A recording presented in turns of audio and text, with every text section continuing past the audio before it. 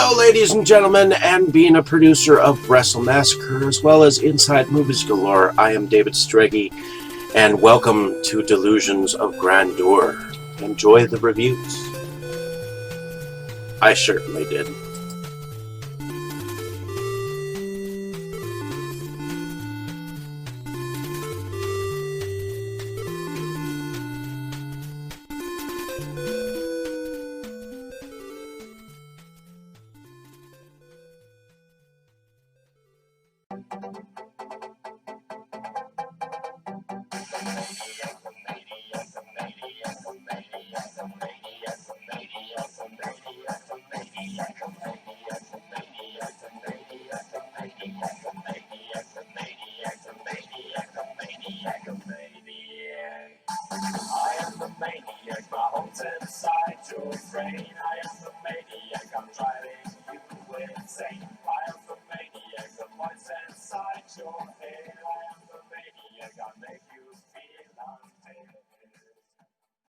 Okay, Dave, that's it. Screw you and your college flunkies.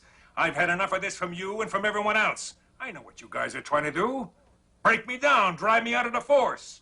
Well, it's going to take a hell of a lot more than a lame prank like this to get Curtis Mooney to throw in his badge, so fuck you! Over. Did you miss me?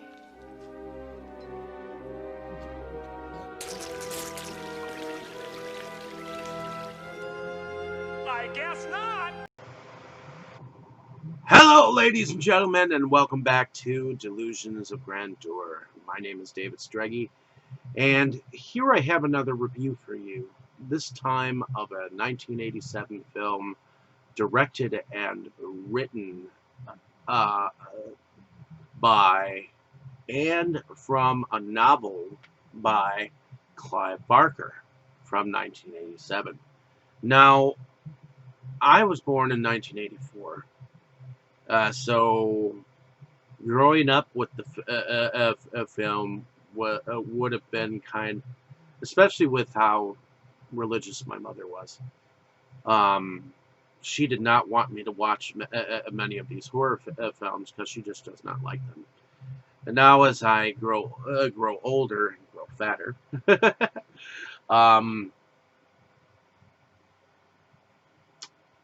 I would have to say the first time I was introduced to this film was about 10 years ago. I first saw it, and I hadn't revisited it in quite some time, because I went through and watched every single one and marathon them with my fiance at the time. And I very much thought that this first film was very much dark. And revisiting it on the Arrow editions was definitely much brighter, much clearer. I remember it being a little bit more fuzzier, but has the story of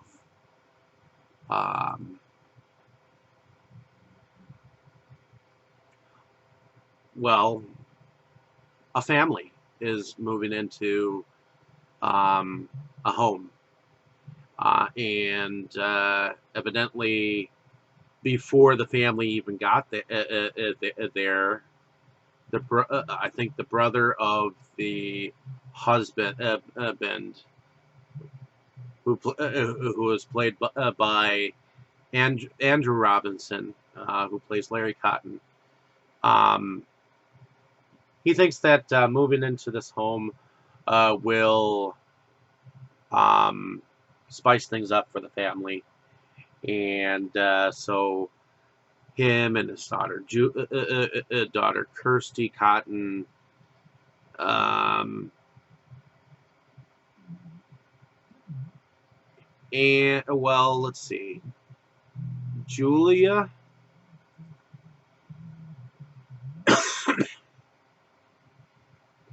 Julia is like, I think she's a stepmother.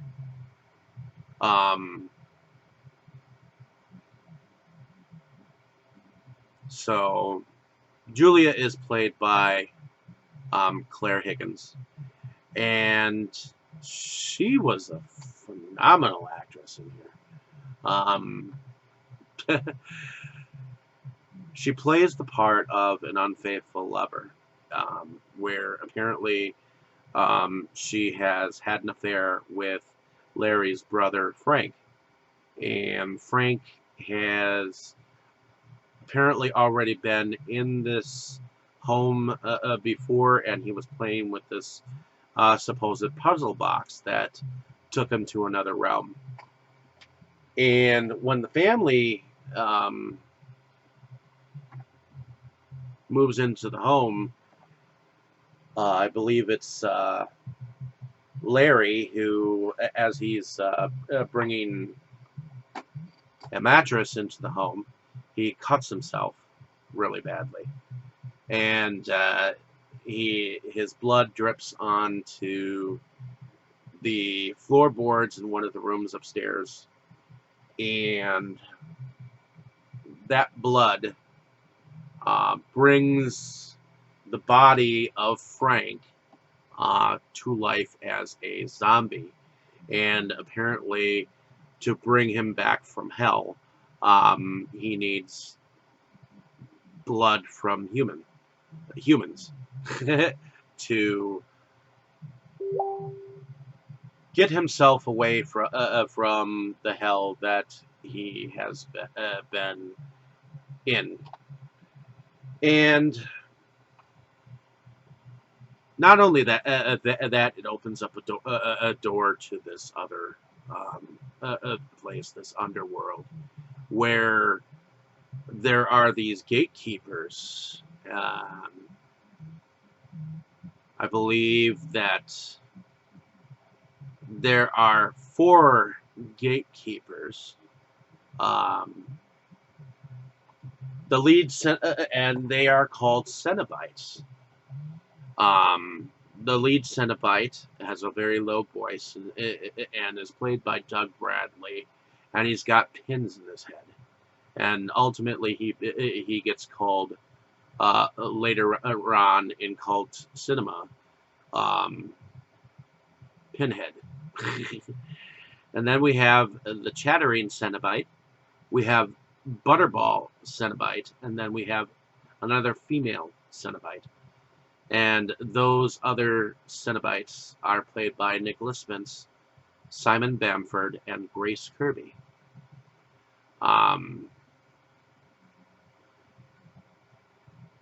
Once these 4 come forward, and they are told by Kirsty Cotton that, because she realizes that that Frank is kind of a monster, and realizes that he's what they're looking for, and she tells them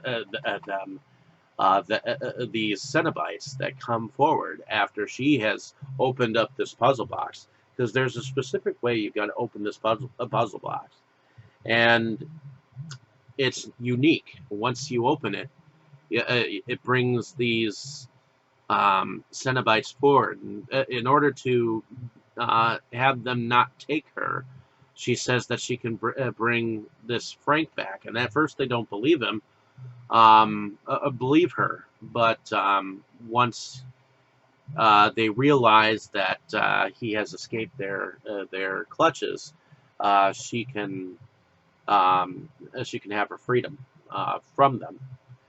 So this is something that they must do. They must get Frank back. And thing is, Julia, her love for Frank, even though she, I think she still does love Larry. Her love for Frank outweighs everything else, and she helps him get victims to become more human, which helps take him take it. But the thing is,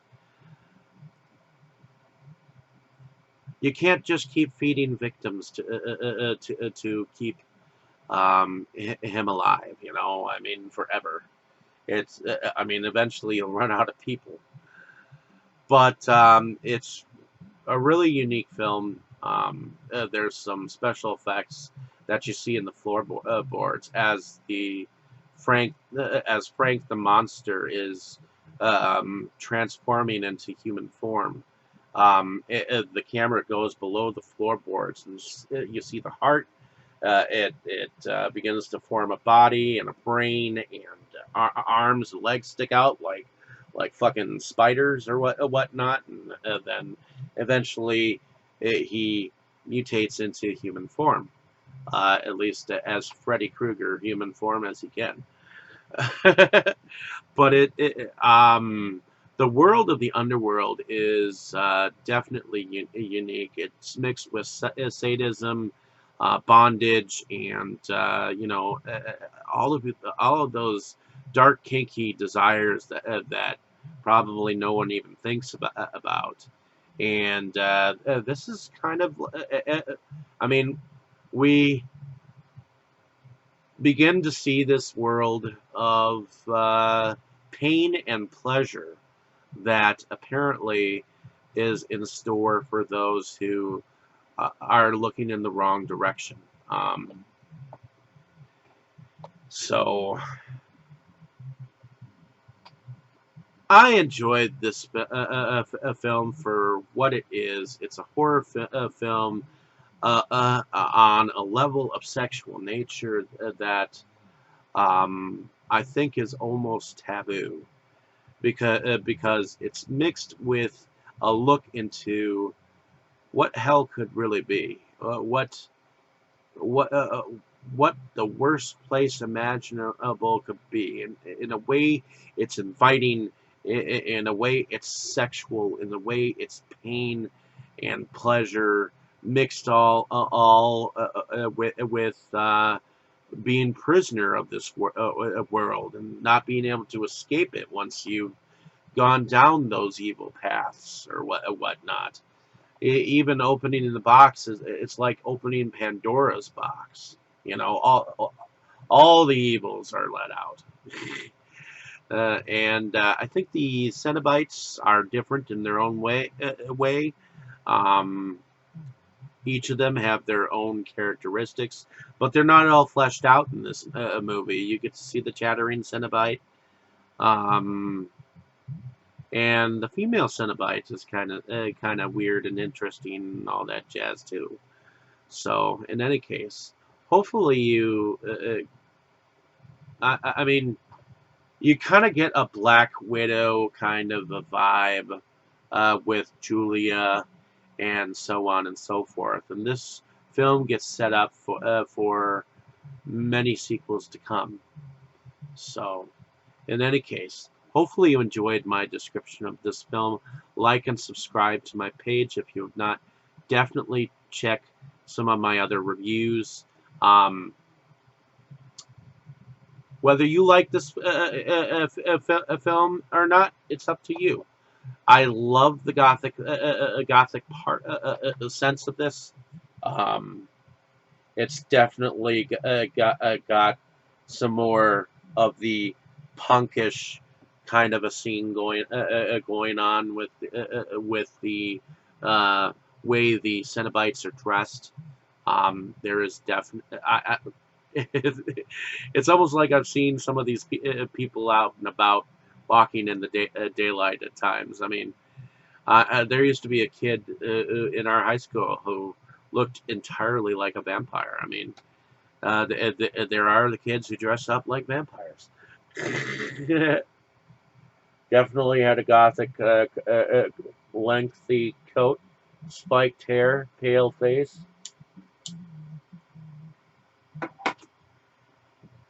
The whole shebang.